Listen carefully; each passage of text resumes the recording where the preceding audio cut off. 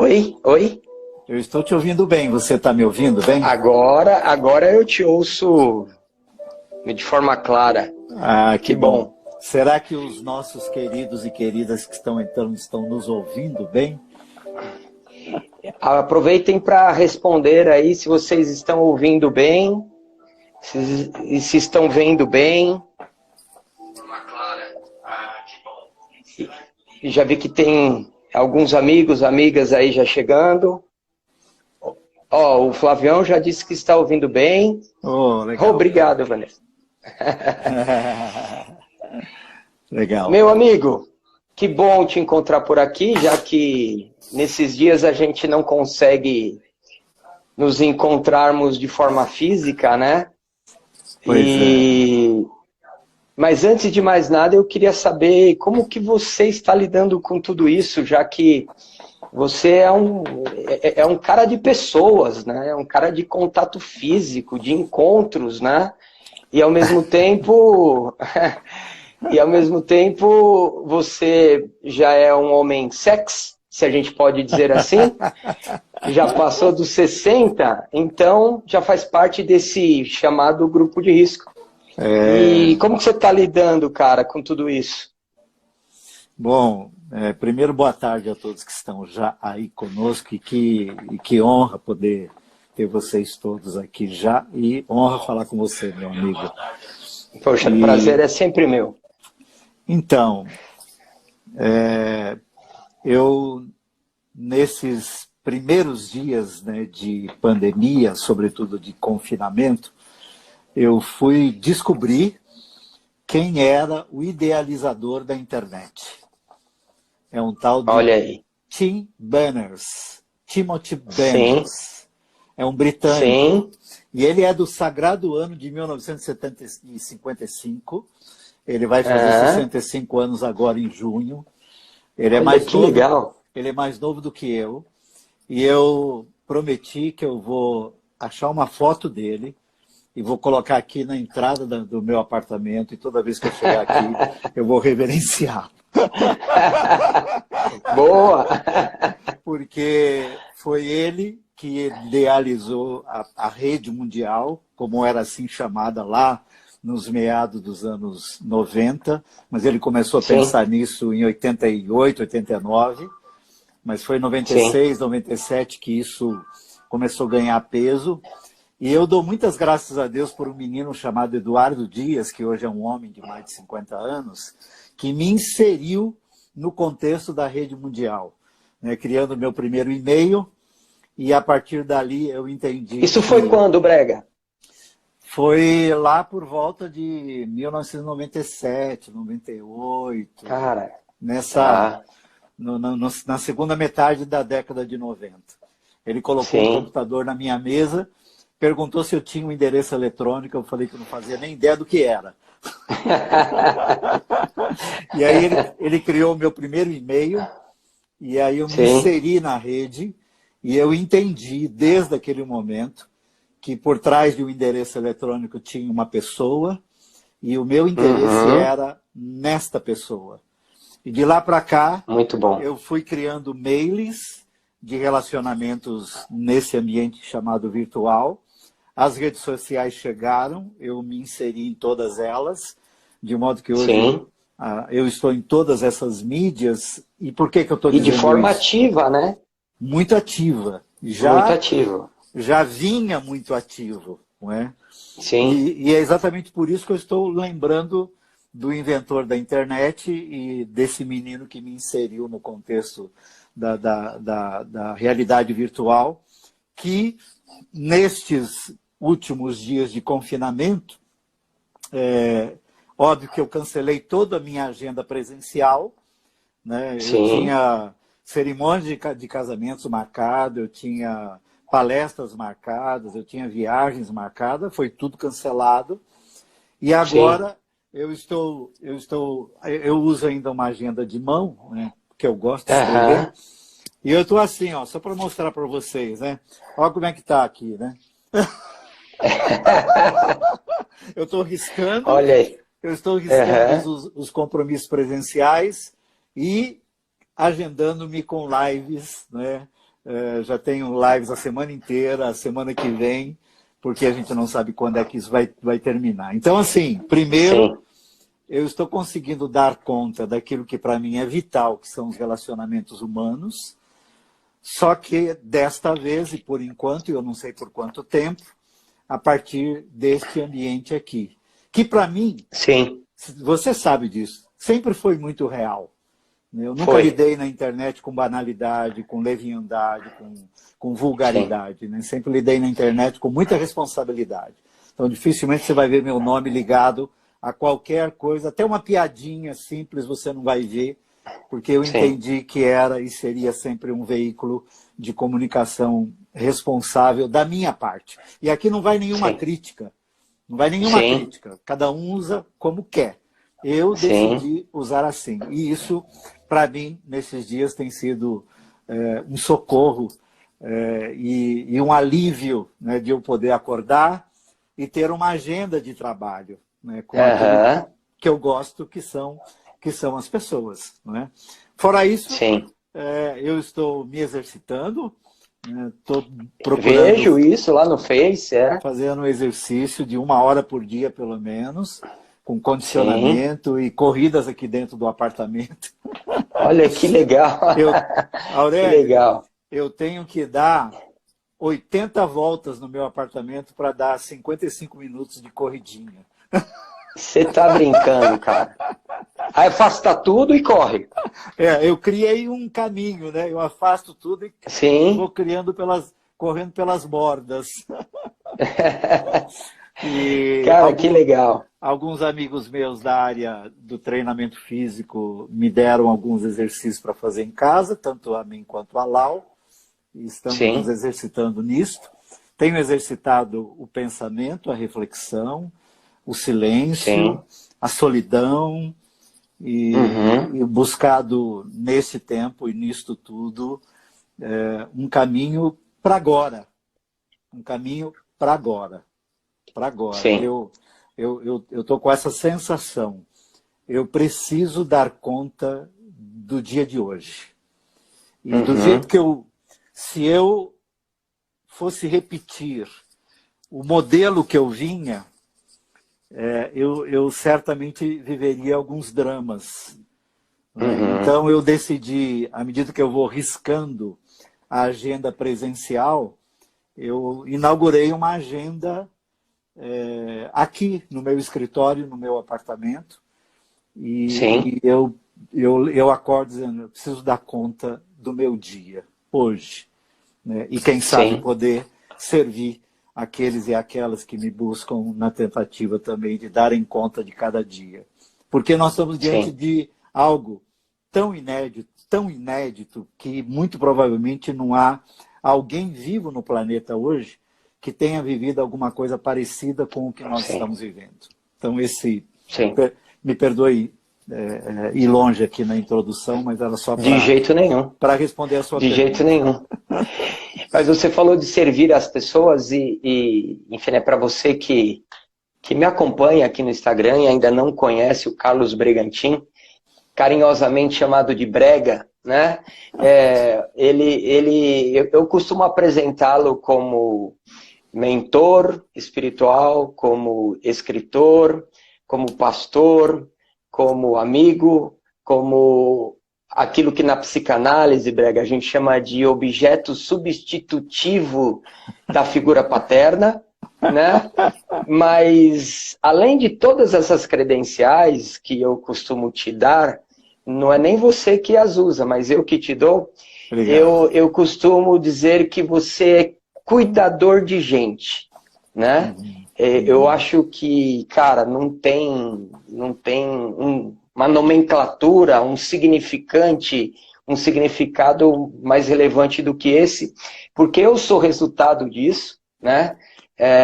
Assim, algumas pessoas conhecem a minha história mais de perto, outras nem tanto, nem é esse o objetivo aqui hoje, mas eu não posso deixar de dizer de forma explícita e pública desse significado que você tem, enfim, para mim. E de forma psicanalítica dizer que o Carlos Bregantin, para mim, ele é um signo, né? E quem é da psicanálise vai entender o que, que é isso. Signo é tudo aquilo que faz importância e que determina relevância para a vida de alguém. Então, você é esse. E que bom a gente poder manter esse vínculo sempre. De quando em quando, numa padaria, né? Meio tomando um café Que é e almoçando. Um dos melhores lugares do mundo é o balcão de uma Melhores, padaria. não é, cara? E é uma das coisas que eu também aprendi com o Brega, gente. Assim, o ambiente da padaria pode ser um ambiente meio transformador.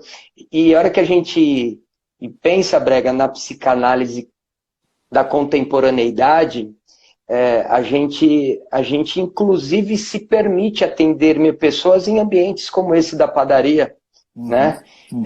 Antes dessa nossa parada toda, acho que foi meu último ou penúltimo atendimento que eu fiz numa padaria aqui do Tatuapé, e sempre que eu estou lá naquele ambiente, me vem à mente o signo com significado e significante Carlos Bregantin.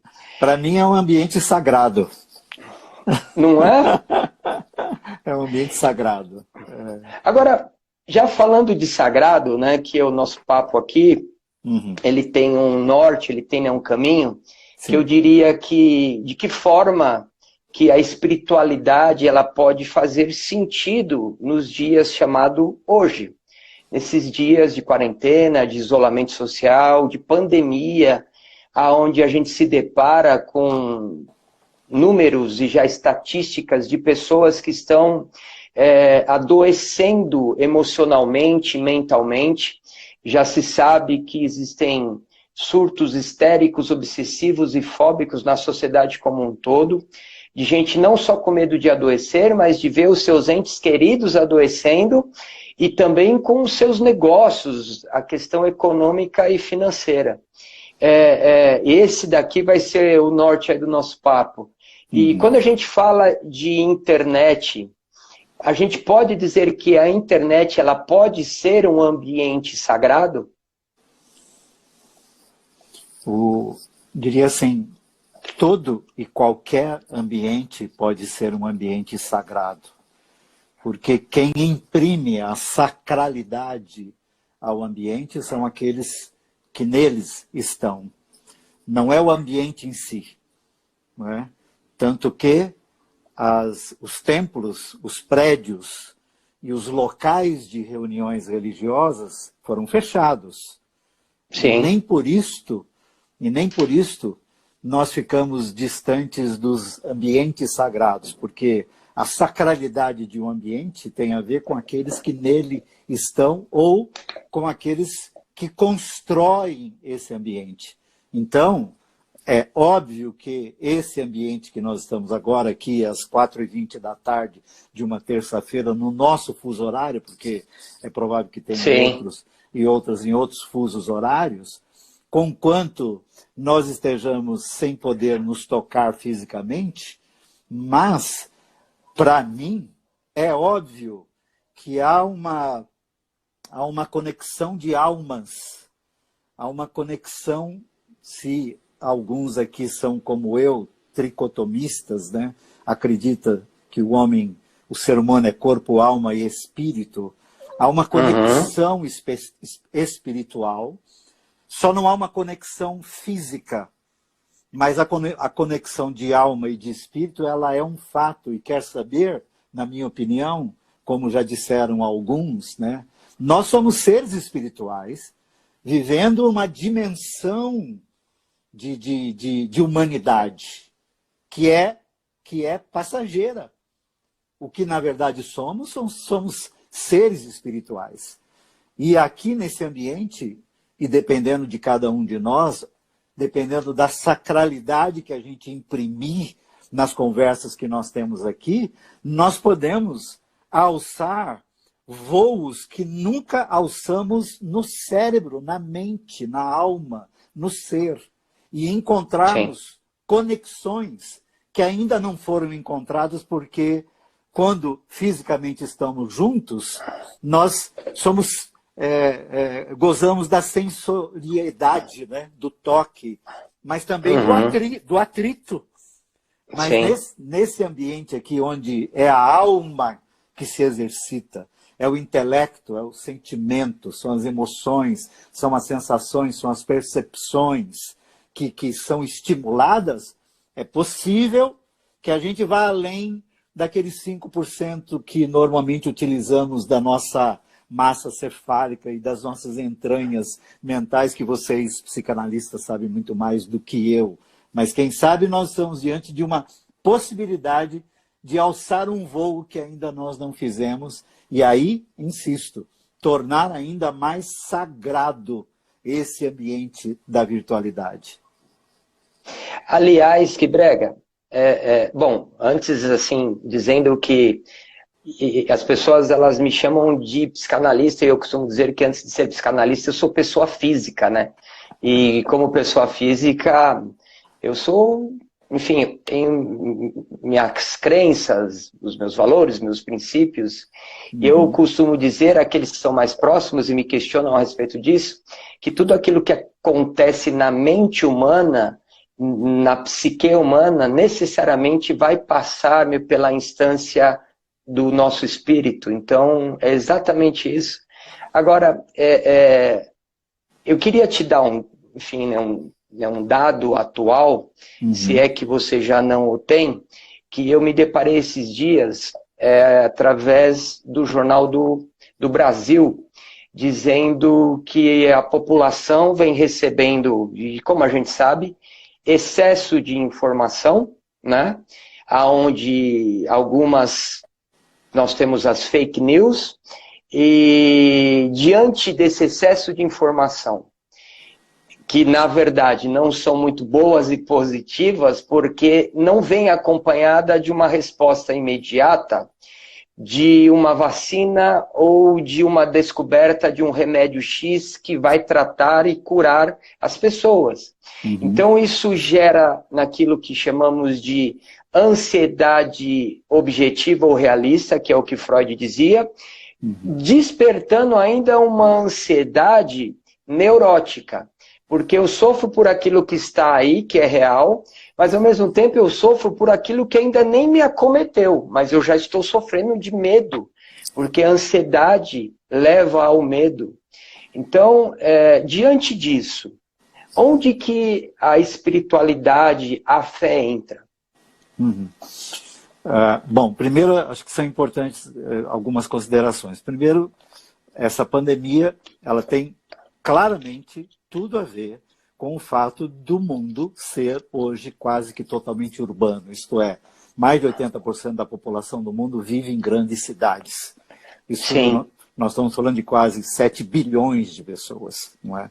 Vivem em grandes cidades. E a pandemia, ela precisa desse tipo de ambiente, porque ela vai de um para o outro e nós estamos todos colados. E com a facilidade do transporte aéreo, não é? E a rapidez e as facilidades destes tempos, o mundo se entrelaçou. Né? Então, essa globalização física, né? Sim, nós estamos vivendo uma das consequências. Tem um mundo de coisas boas, mas nós estamos vivendo uma das consequências da urbanidade. Né? Nem dá para entrar muito nesse aspecto, porque teríamos que entrar em outras questões. Mas, primeiro isso. Segundo, o mundo da informação, o universo da informação que você levantou. Foi o secretário da OMS que disse que, além da pandemia causada pelo coronavírus, nós estamos vivendo uma infodemia, que é uma enfermidade provocada pelo excesso de informações. Inclusive, informações pertinentes, verdadeiras, reais. Eu nem me refiro às fake news. Informações verdadeiras. Só que, quando ele fala disso, ao que ele está se referindo? Você sabe que eu sou um ouvinte de rádio, né? A minha vida toda. E eu não abandono meu radinho, né, por nada. Prefiro ouvir notícias e lê-las do que vê-las. na tela. Sim, Né? Então sim. eu gasto para ouvir minhas notícias e ler minhas notícias, o rádio e as leituras que eu faço. Mas não agora, mas algum tempo atrás, eu me dei conta de que estava indo para um processo de neurose e de exagerar em mim mesmo nessa coisa das notícias. Eu tinha uma coisa comigo, Aurélio. A impressão que eu tinha é que ninguém poderia ficar sabendo primeiro do que eu de qualquer coisa no universo. Eu tinha que Sim, saber. Eu tinha que saber para, sim. inclusive, replicar nas minhas redes. E para todo mundo ficar sabendo que Uhum. eu sabia daquilo.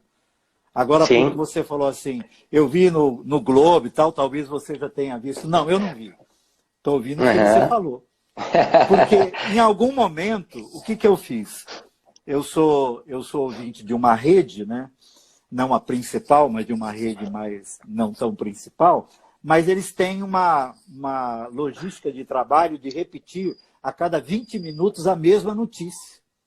Tá. Significa dizer que a notícia de que alguém morreu às 6 horas da manhã, às 6 horas da tarde, essa mesma morte aconteceu dezenas de vezes. E Uhum. se eu ouvir essa notícia dezenas de vezes, eu chego no final do dia com uma catástrofe dentro de mim. Sim. Então, primeiro, Quase um genocídio, né? um genocídio. Então, a Uhum. primeira coisa, e é para mim um exercício espiritual, Sim. foi me deparar com isto e disciplinar-me sobre isto. Não preciso disto. E quando nós nos deparamos com o que, de alguma forma, nos engoliu, nos possuiu, nos conquistou, né? Há um amigo nosso que diz assim, não é o que você bebe, mas o que te bebe. Não é o que você Aham. come, mas é o que te come. Não é o que Aham. você compra, é o que te compram. Não é Sim. o que você conquista, é o que te conquista. E todas as vezes que eu tenho que reverter esses processos, é um exercício espiritual. Porque eu Uhum. vou ter que lançar mão de dentro de mim de uma reserva que existe, mas que eu não fazia conta dela. Então, esse foi um dos primeiros exercícios espirituais que eu fiz, há algum tempo atrás, não agora, Sim. que neste tempo, para mim, está sendo absolutamente útil e saudável.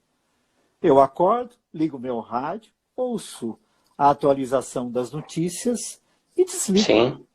E desligo. E eu não. Bom. Aí vai uma prática minha. Eu Sim. não ouço os áudios que me mandam, não vejo os vídeos que me mandam, não clico nos links que me mandam, não, a não ser se o Aurélio manda para mim assim, Brega, isto aqui eu penso que você precisa ver. Aí eu vou ver, Sim. porque o Aurélio viu e achou que era interessante que eu visse. Mas essa Uhum. avalanche de áudios e vídeos e links que chegam, eu digo assim, não preciso disto. Eu preciso do que eu tenho guardado dentro de mim, que são reservas emocionais, sentimentais, de percepções da minha alma, do meu espírito, do meu mundo interior, que pode me ajudar a dar conta deste meu dia. Não é uma Sim. notícia que vai determinar o meu dia. O que vai determinar o meu dia é o que eu tenho de reserva dentro de mim. E nesse aspecto, este é um exercício espiritual. Esse é um exercício espiritual Sim. Sim. que Sim. faz com que eu me torne, em dias de solidão e de confinamento e de quarentena, amigo de mim mesmo. Se há uma coisa que nós precisamos nesses tempos, é sermos, para nós mesmos, a melhor companhia. Uhum. E só seremos para nós mesmos a melhor companhia se eu exercitar o meu corpo, para que eu não seja cometido de uma doença que me imobilize, que me paralise, Sim. exercitar a minha alma no que as gavetas da minha alma acumularam de informações e de sentimentos que são bons para mim e utilizá-los, e manter o meu espírito desobstruído para ouvir uma voz. No meu caso, no seu caso, que temos uma confissão de fé específica, sabemos que voz é esta. Mas nós não estamos aqui, de forma alguma, com isso anulando qualquer outra experiência de fé que quem quer que seja tenha, exatamente, que sim, precisa ter o espírito desobstruído para que essa voz que vai falar a ele e à alma dele e ao corpo dele produza mínimos razoáveis de saúde integral para a gente dar conta do dia. Do dia. Então, estes são alguns, tipo assim, estou falando assim, o que foi o meu exercício primeiro para esse tempo, mas que eu já vinha exercitando, à medida que eu percebi que a infodemia estava me adoecendo primeiro que a pandemia. Excelente. Aliás, que já diria assim, hashtag fica a dica. Enfim, antes de seguirmos aqui, vamos dar um oi aqui meio para as pessoas que estão chegando, que eu estou vendo que estão andando. Eu não enxergo aqui, você sabe da minha dificuldade, né? Então, e aí algumas pessoas dizendo oi, meio boa tarde, etc. Então sintam-se todos cumprimentados, abraçados, e na medida do possível a gente vai lançando aqui as perguntas, né? Exemplo, o Irã Paulo, que é um amigo, é um psicanalista, inclusive, ele pergunta o seguinte: Brega, através dessa ótica espiritual, de que maneira podemos identificar o quanto se torna prazeroso ser consumido pelo ato de consumo dessas informações? Eu só vou dizer aqui, eu vou dar um pontapé e você inicia. Vai lá. A gente poderia dizer que diante desse excesso de informações, as quais excedem a informação e já passam a fomentar a nossa mente, o nosso espírito de maneira negativa, eu diria, com base na psicanálise, que é um pulsionar na morte, com base naquilo que o Freud dizia sobre pulsão de morte e pulsão de vida, onde na pulsão de morte ele diz que nós usamos os nossos 5 sentidos, né?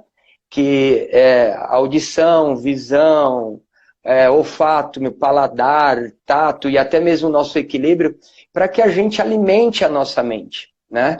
Então, eu penso que ter prazer nisso é um prazer masoquista mórbido na pulsão de morte, né? Agora é contigo, meu amigo.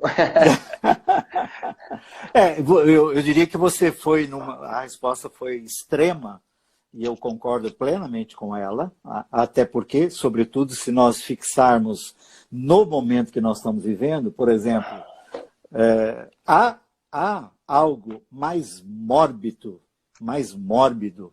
do que você ouvir durante dezenas de vezes durante o dia os números de mortos que estão